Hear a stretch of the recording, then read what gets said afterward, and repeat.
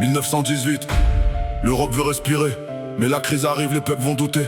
Entre deux guerres, les régimes se durcissent. Démocratie fragile, dictature grandissent. Entre deux guerres, l'Europe est sous tension. Tension, crise dans les rues, colère dans les nations. Propagande, terreur, parti unique au pouvoir.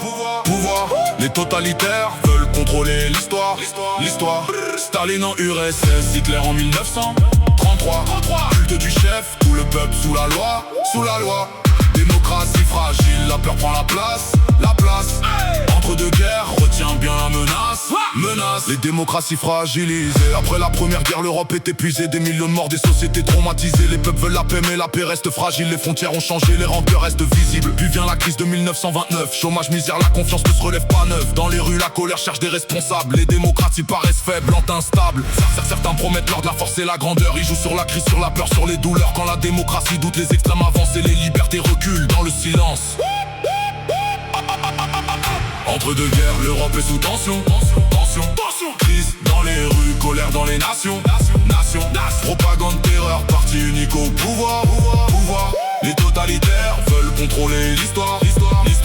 Staline en URSS, Hitler en 1933. Culte du chef, tout le peuple sous la loi. Démocratie fragile, la peur prend la place. Entre deux guerres, retiens bien la menace.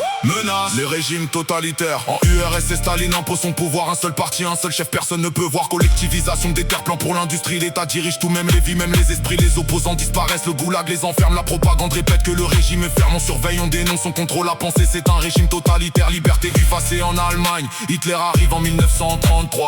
La République s'écroule, le parti nazi fait sa loi. Racisme, antisémitisme, jeunesse embrigadée. Loi de Nuremberg en 1935.